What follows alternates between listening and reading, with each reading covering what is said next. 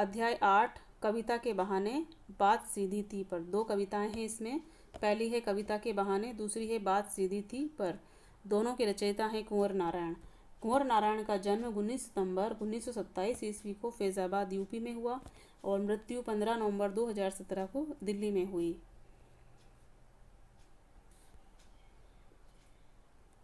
नई कविता आंदोलन के प्रमुख कवि कुंवर नारायण का नाम तीसरे तार सप्तक 1959 ईस्वी के अग्रगण्य कवियों में लिया जाता है। नई कविता आंदोलन से तात्पर्य है पुरानी जो कविताएं थी वो इतिहास पुराण की, समाज सुधार की या देशभक्ति की कविताएं होती थी। उनका जो विषय होता था यही होता था हास्य विनोद, प्रकृति वर्णन, भक्ति, नीति, श्रृंगार, वीर रस, इस तरह की। लेकिन नई जो कविताएं हैं 1951 के बाद की जो कविताएं हैं उन कविताओं में परंपरागत कविता से हटकर नए भावों के साथ नए मूल्य और नए शिल्प का अन्वेषण किया गया और इन कविताओं में निराशा, वेदना, कुंठा, व्यक्तित्व की प्रचुरता है। तो नए कविता आंदोलन के प्रमुख कवि कुंवर नारायण का नाम तीसरे तार सप्तक के अग्रगण्य कवियों में लिया जाता है। वे अपनी रचनाशीलता में इतिहास और मिथक के माध्यम से वर्तमान को देखते हैं। तार सप्तक से तात्पर्य है अज्ञे ने जब नई कविताएं लिखी जा रही थी, नयापन जब साहित्य में आ रहा था, तब उन्होंने तार सप्तक अर्थात 7 कवियों का समूह बनाया था जो एक ही प्रकार की भावों वाली कविताएं लिखते थे।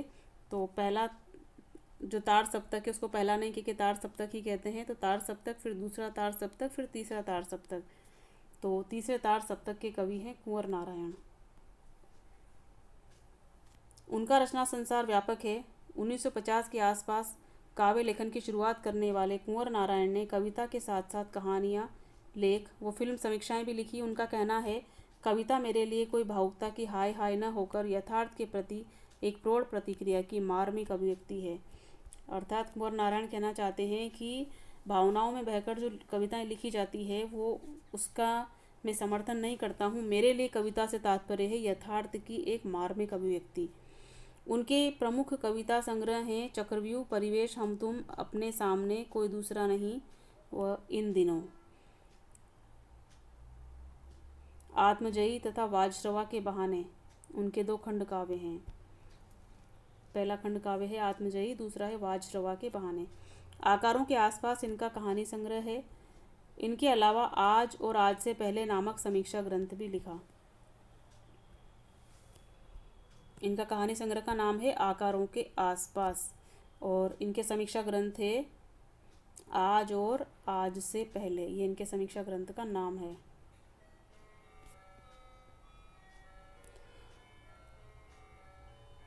पाठ्य पुस्तक में संकलित कविता के बहाने भौतिकता एवं यांत्रिकता के दौर में कविता की महत्ता को दर्शाती है। कविता की उड़ान सीमातीत है।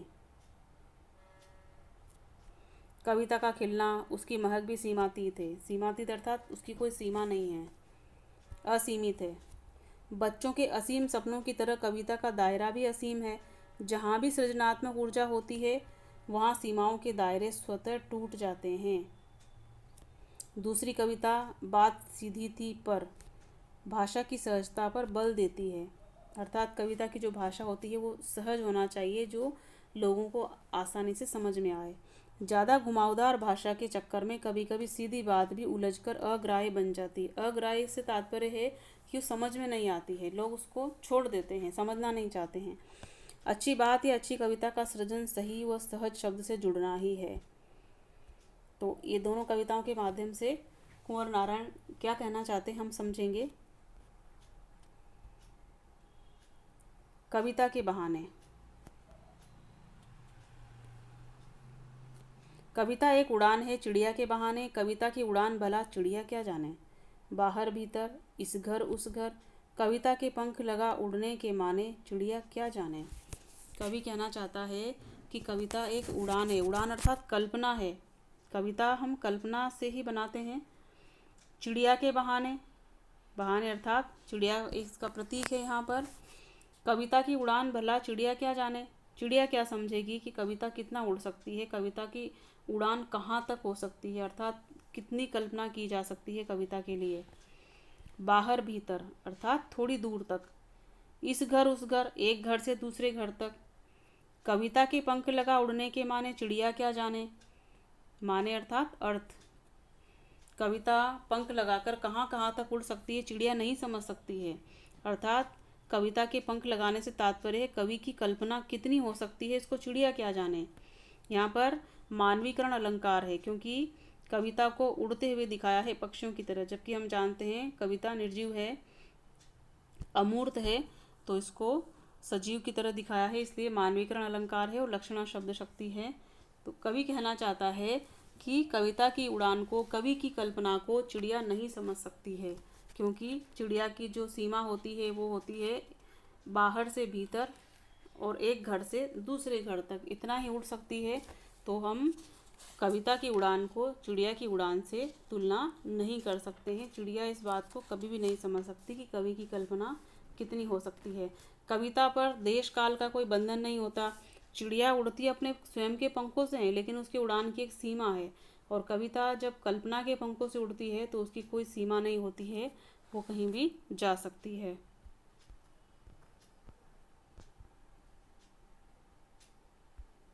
कविता एक खिलना है फूलों के बहाने, कविता का खिलना भला फूल क्या जाने, बाहर भीतर इस घर उस घर, बिना मुरझाए महकने के माने, फूल क्या जाने।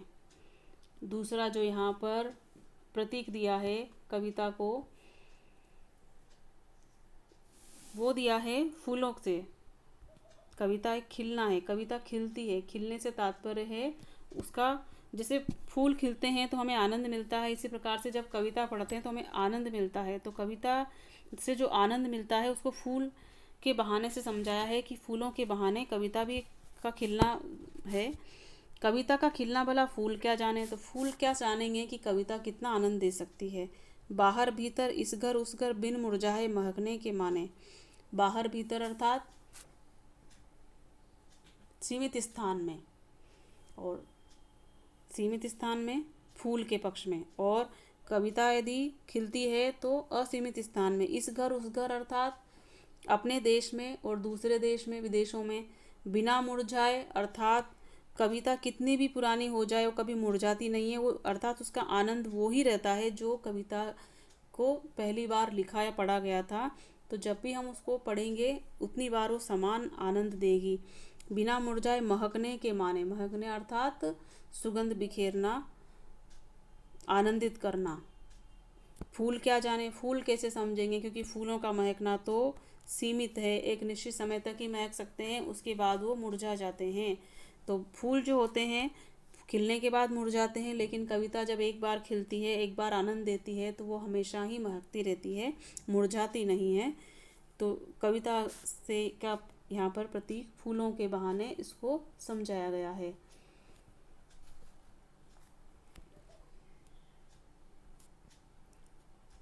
कविता एक खेल है बच्चों के बहाने। खेल है अर्थात कवि अपनी भावनाओं कल्पनाओं के साथ खेलता है, तब वो कविता रच पाता है। बच्चे खेलते हैं। बाहर भीतर, बाहर भीतर अर्थात घर के बाहर, घर के भीतर, यह घर वह घर, इस घर से उस घर तक, सब घर एक कर देने के माने बच्चा ही जाने।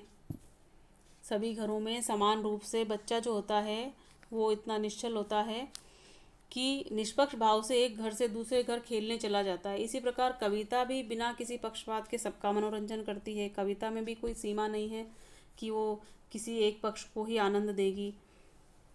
तो कविता एक खेल है। कविता बच्चों के समान है। बच्चे जैसे खेलते हैं वैसे ही कवि भी कविता के साथ खेलता है, या कविताएं हमारी कल्पनाओं के साथ खेलती हैं। तो कविता का प्रभाव सभी पाठकों पर, श्रोताओं पर बराबर रूप से होता है। तो भावात्मक एकता और कविता सभी कालों में, सभी देशों में लोगों को प्रभावित करती है, दूरियां मिटाकर संसार में एकता लाती है। तो सब घर एक कर देते हैं। जिस प्रकार से बच्चे निष्पक्ष भाव से सभी घरों में समान रूप से खेलते रहते हैं, उसी प्रकार से कविता भी देश काल से परे समान प्रकार से आनंद देती है। बात सीधी थी पर एक बार भाषा के चक्कर में जरा टेढ़ी फंस गई। उसे पाने की कोशिश में भाषा को उल्टा पलटा, तोड़ा मरोड़ा, घुमाया फिराया कि बात या तो बने या फिर भाषा से बाहर आए, लेकिन इससे भाषा के साथ साथ बात और भी पेचीदा होती चली गई। बात सीधी थी, अर्थात कवि कह रहा है कि जो मैं काव्य रचना कर रहा था तो मेरा जो संदेश था, जो मेरा कथ्य था, वो बहुत ही सरल था। सीधी थी अर्थात सरल संदेश था, किंतु एक बार भाषा के चक्कर में, चक्कर अर्थात भाषा की उलझन में जरा टेढ़ी फंस गई। टेढ़ी फंसना अर्थात अस्पष्ट हो गई, समझ में ना आई। उसे पाने की कोशिश में, उसको स्पष्ट करने की कोशिश में भाषा को उल्टा पलटा अर्थात मैंने भाषा बदल दी। तोड़ा मरोड़ा अर्थात नए ढंग से कुछ कहना चाहा। घुमाया फिराया अर्थात बदल बदल कर भाषा के शब्दों का प्रयोग किया कि या तो बात बने, अर्थात या तो बात स्पष्ट हो जाए कि जो मैं संदेश देना चाहता हूँ, मैं जो अपनी भावनाएं व्यक्त करना चाहता हूँ वो स्पष्ट रूप से समझ आए, या फिर भाषा से बाहर आए अर्थात भाषा की क्लिष्टता है जिसे शब्दों का मैं प्रयोग करना चाह रहा था उससे मुक्त हो जाए और उसकी भाषा बिल्कुल सरल हो जाए। लेकिन इससे भाषा के साथ साथ बात और भी पेचीदा होती चली गई। पेचीदा अर्थात घुमावदार हो गई, अस्पष्ट हो गई, उसको समझने में मुश्किल आने लगी। सारी मुश्किल को धैर्य से समझे बिना,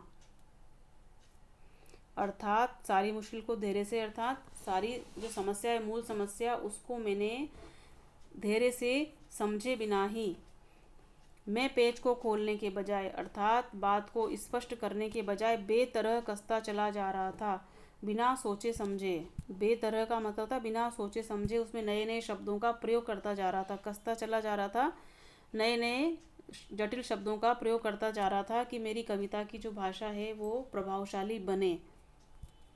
क्योंकि इस कर्तव्य पर मुझे साफ सुनाई दे रही थी तमाशा बीनों की शाबाशी और वाह वाह। क्योंकि मैं जो ये कुछ कर रहा था, शब्दों को तोड़ मरोड़ कर प्रयोग कर रहा था या नए नए शब्दों का काव्य में प्रयोग कर रहा था, तो देखने वाले तमाशबीन कर्तव्य अर्थात मेरे इस दिखावट पर, मैं जो ये कार्य कर रहा था इस कर्तव्य पर, इस कार्य पर मुझे सुनाई दे रही थी तमाशा बीनों अर्थात दर्शक, कविता के संदर्भ में पाठक, दर्शक, जो भी हम कहना चाहें, शाबाशी अर्थात प्रोत्साहन और वाह वाह प्रशंसा, लोग प्रशंसा कर रहे थे और मेरी जो मुश्किल थी वो बढ़ती जा रही थी। आखिरकार वही हुआ जिसका मुझे डर था, अर्थात कवि कहना चाह रहे हैं कि जो मैं सोच रहा था अंत में वही हुआ। आखिरकार अर्थात अंत में वही हुआ जिसका मुझे डर था। जोर जबरदस्ती से बात की चूड़ी मर गई, अनावश्यक सजावट से, अनावश्यक शब्दों के प्रयोग से